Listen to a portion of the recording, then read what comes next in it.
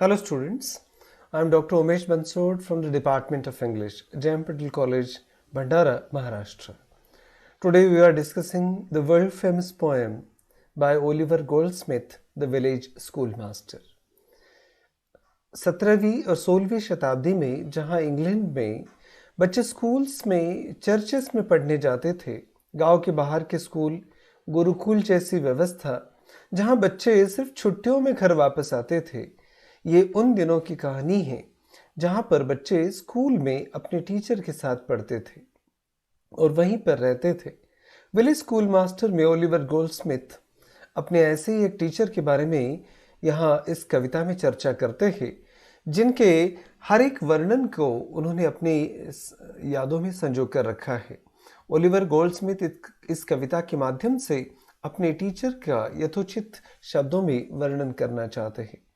Oliver Goldsmith का जन्म 10 नवंबर 1728 को हुआ and he departed from this world on 4th April 1774.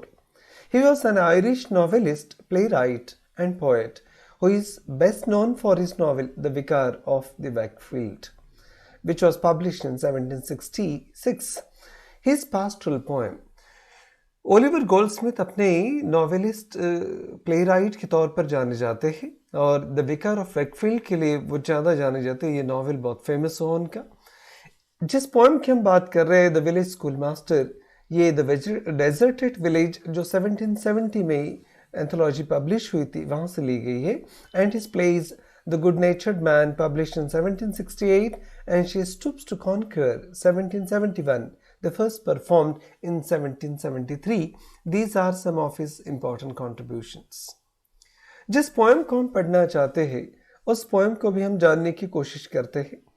The poem The Village Schoolmaster by Oliver Goldsmith is an extract from his famous poem The Deserted Village. ये Deserted Village से ली गई कविता है। The word village in the title clearly suggests that the poem is set in a rural area, probably where the speaker lived. जहाँ पर इस कविता के narrator रहते थे, ये उसी गांव के स्कूल की कहानी है जहाँ ये विलेज स्कूल मास्टर पढ़ाया करते थे। The poem portrays a realistic picture and the speaker's sentiments about a teacher. इस कविता में ओलिवर गोल्डस्मिथ ने एक रियलिस्टिक पिक्चर, गांव के स्कूल का पिक्चर दिखाने की कोशिश की है। कैसे किस प्रकार से गांव के स्कूल और टीचर्स हुआ करते थे और किस प्रकार का ज्ञान उन्हें हासिल था, इन सारी बातों की चर्चा इस कविता के माध्यम से ओलिवर गोल्डस्मिथ करते हैं।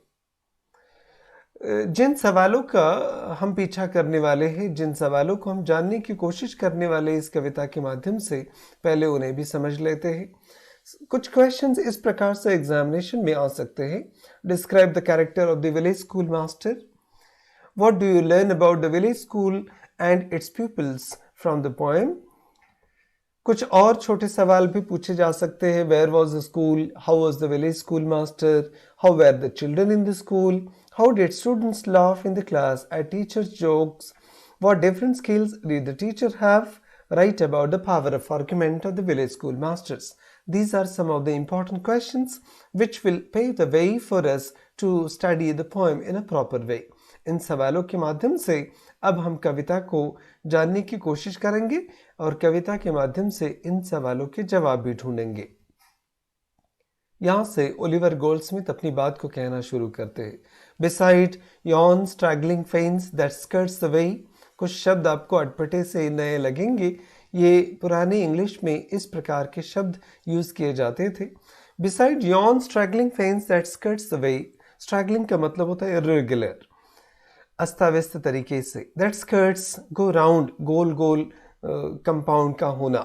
With blossom firs unprofitably gay, blossom का मतलब होता है फूलों का खिलना और firs येलो गोल्डन फ्लावर होते हैं, कुछ इस तरीके से दिखने वाले जो फूल होते हैं येलो कलर के, उन्हें फर्स कहा जाता है। There in his noisy mansion, mansion का मतलब होता है हाउस। जिस मकान में, जिस घर में, जिस चर्च में विलेज स्कूल मास्टर पढ़ाते थे, वो एक mansion. Skill to rule the village master taught his little school. यहाँ पर आपको राइमिंग पैटर्न भी देखना है।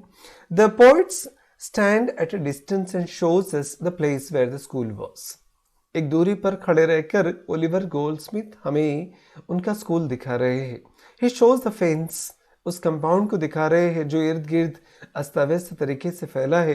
इर्रेगुलर स्मॉल श्रब्स, छोटे छोटे फर्स नामक श्रब्स वहां पर लगे हैं, पौधे।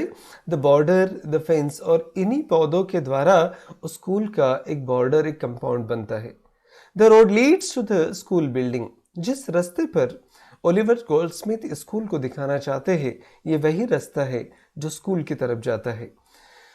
The road leads to the school building. The small beautiful flowers spread happiness, but there are not many people to see them. The village school master taught this little school. इसी छोटे school में village school master पढ़ाते थे।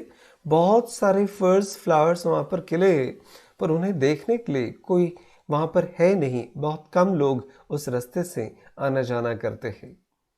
आगे Oliver's Goldsmith लिखते हैं, a man severe he was, दिखने में बहुत स्ट्रिक्ट, स्टर्न टू व्यू, और ऐसा लगता था कि बहुत हार्श और सीवियर स्वभाव के टीचर है। I knew him well and every truant knew, कभी तो उनको जानते ही थे और हर एक स्टूडेंट, ट्रॉन्ट का मतलब होता है जो स्कूल से बिना टीचर को बताए भाग जाते हैं, ऐसे ट्रॉन्ट अपसेंट रहने वाले बच्चे, वो भी अच्छी तरह से इस टीचर को जानते थे। Well had the boarding tumblers learned to trace, और बहुत सारे स्टूडेंट टीचर को देखते बराबर ही थर थर कांपना शुरू कर देते थे और वो पहचान जाते थे कि आज कुछ क़यामत आने वाली है। The days disaster in his morning face, सुबह चेहरा देखते ही वो समझ जाते थे कि अपना दिन स्कूल में कैसे गुजरने वाला है। The village school master was strict and discipline man, strict तो थे ही और शिस्त प्रिय भी थे। He was skilful in teaching as well as handling the students, पर पढ़ाने में और अपने स्टूडेंट्स को कंट्रोल करने में उनको महारत हासिल थी। Children used to make noise till they saw the school master, शोर करना तो स्टूडेंट्स की आदत है, वो जब तक टीचर नहीं आते थे स्कूल में शोर करते थे, but after that they used to keep quiet because the master would punish them. पर टीचर सीवियर है, स्ट्रिक्ट है, डिसिप्लिन्ड है, ये स्टूडेंट्स को पता था, इसलिए उसके बाद में वो बिल्कुल शोर नहीं करते थे। एवरी मिस्chievous, जैसे हम ट्रॉन्ट कहते हैं, हर एक शरारती बच्चा truant, every mischievous was afraid of his punishment, सभी को डर तो लगता था उनके पनिशमेंट का। And they shivered when he got angry, और जब भी वो गुस्सा होते थे तो ऐसे ट्रेम्बलर्स, ऐसे ट्रॉन्ट स्टूडेंट्स ट्रेम्बल करना, शिवर करना, थर थर कांपना शुरू कर देते थे। इतना खौफ उस टीचर का स्कूल में, क्लास में हुआ करता था, और आने वाली ट्रेजिडी को, कैलेमिटी को स्टूडेंट्स भांप जाते थे, अंदाज़ा लगा लेते थे। हर एक चीज़ को ओलिवर गोल्डस्मिथ बारीकी से लिखते हैं। Full well they laughed with counterfeited glee, जब भी टीचर कोई जोक बताते थे तो हर एक जोक्स के ऊपर स्टूडेंट्स हंसते थे, फिर नकली हंसते थे। काउंटरफीटेड का मतलब होता है फेक, नकली। ग्ली का मतलब होता है हंसना, आनंद, खुशी को दिखाना। At all he jokes for many a joke had he, बहुत सारे जोक्स उनके पास होते थे। कुछ जोक्स वो क्लास में सुनाते थे, पर हंसना कंपलसरी था। Full well the busy whisper circling round, joke अच्छे थे या नहीं थे ये सवाल इंपॉर्टेंट नहीं है, पर अपने टीचर को खुश करने के लिए बच्चे जबरदस्ती हंसते थे। नहीं हंसने का परिणाम शायद उनको पता था। Full well the busy whisper circling round, पर जब टीचर डांटते थे तो बच्चे धीरे आवाज में, मर्मरिंग वॉइस में, सॉफ्ट वॉइस में बात करते थे ताकि टीचर को सुनाई ना दे। Conveyed dismal tidings when he frowned, जैसे ही अपने भवे बड़ी कर आंखें बड़ी कर वो देखते थे घूर कर, बच्चे समझ जाते थे कि अभी टीचर गुस्सा हो रहे हैं, और ये उनके लिए अलार्मिंग बेल था, खबर था कि अभी कुछ हंसना नहीं है, क्लास में बात भी नहीं करना है। School master used to tell many jokes to the students even though he was strict. Discipline थे, स्ट्रिक्ट थे, फिर भी अपने बच्चों को हंसाने का काम वो करते थे. The children used to laugh at his jokes though they were not funny. They laugh only to please the schoolmaster. They used to whisper so the teacher should not hear it. आगे Oliver Goldsmith लिखते हैं, yet he was kind. अभी तक का वर्णन तो देख के और ऐसा लगता है कि टीचर बहुत स्ट्रिक्ट थे, बच्चों को पनिश करते थे, पर ओलिवर गोल्डस्मिथ इस बात को भी एक्सेप्ट करते येट ही वाज काइंड. वो उतने ही दयालु भी थे. और इफ सीवियर इन ऑट, कभी कभी टीचर को सीवियर होना पड़ता है ताकि बच्चे अच्छी चीजें सीखे. The love he bore to learning was in fault. जितना वो पढ़ाने से प्यार करते थे उसके ऊपर शक नहीं किया जा सकता था. टीचर को पढ़ना और पढ़ाना दोनों प्रिय था. The village all declared how much he new. पूरे गांव ने इस बात को तो डिक्लेयर कर दिया था, जाहिर कर दिया था कि विलेज स्कूल मास्टर कितना जानते हैं. It was certain he could write and cipher too. बहुत सारे मैथमेटिकल कोड को समझना, उन्हें सॉल्व करना, समझाना, ये सारी स्किल्स टीचर को हासिल थे. The village school master was strict but he was kind also. His only fault was that he loved to learn and teach. पढ़ना और पढ़ाना दोनों उन्हें अच्छा लगता था. He liked the knowledge. ज्ञान उन्हें प्रिय था. And felt that the student should also learn many good things. ये सारी चीज़ें करने के पीछे मकसद यही था कि उनके स्टूडेंट्स, उनके विद्यार्थी अच्छी अच्छी बातों को उनसे सीखें. Lands he could measure. अब ओलिवर गोल्डस्मिथ अपने टीचर की खासियतों को यहाँ बयां करते हैं. कौन कौन से स्किल टीचर को हासिल थे. लैंड से कुड मेजर, जमीन गिन सकते थे. टर्म्स एंड टाइड्स, प्रेसेज, आने वाले जो भी टाइड्स थे, ज्वार और भाटा जिन्हें कहते हैं, समुद्र में आने वाली टाइड्स को गिनना, उनके बारे में अंदाज लगाना, बिल्कुल बखूबी उनके बारे में बताना, इसका स्किल उन्हें हासिल था.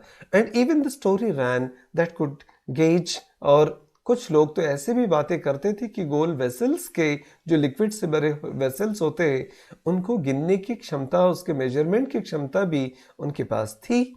इन arguing too the person owned his skill. अपना एक उनका खुद का स्किल था. आर्गुमेंट करने में भी, वाद विवाद करने में भी टीचर किसी से पीछे नहीं थे. बहुत सारा नॉलेज उनके पास था. For even though vanquished he could argue still. अगर उन्हें लगता भी था कि वो पराजित हो गए, फिर भी अपनी हार नहीं मानते थे. He never accepted his defeat and he still started arguing with other people. Apart from teaching, the village schoolmaster was able to write petitions and work out sums in arithmetic. He could measure lands and could tell exactly about the tides. He was skilled in argument too and never accepted the defeat. While words of learned length and thundering sound, जब भी वो बात करते थे ऐसा लगता था कि उनकी विद्वत्ता वहाँ छलकती है. एक थंडरिंग वॉइस में उनके शब्द आते थे. Amaze the gazing rustics ranged around. गांव के सारे लोग उनके इर्द गिर्द इकट्ठा हो जाते थे. आश्चर्य लगता था. And still they gazed and still the wonder grew. जैसे जैसे वो घूरते थे उन्हें आश्चर्य होता था.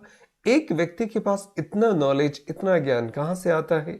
When the village school master used to speak, his voice was thundering and the villagers felt surprise at his knowledge.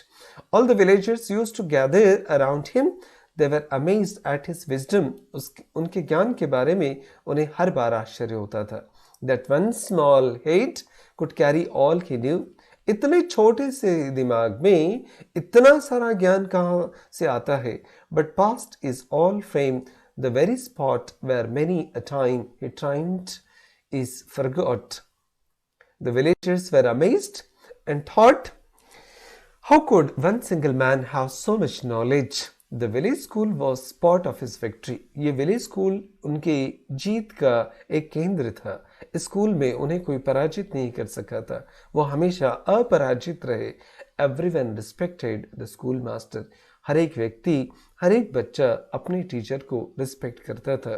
कुछ ह्यूमरस तरीके से, कुछ सीरियस तरीके से ओलिवर गोल्डस्मिथ ने अपने टीचर के बारे में यहाँ बताने का प्रयास किया है.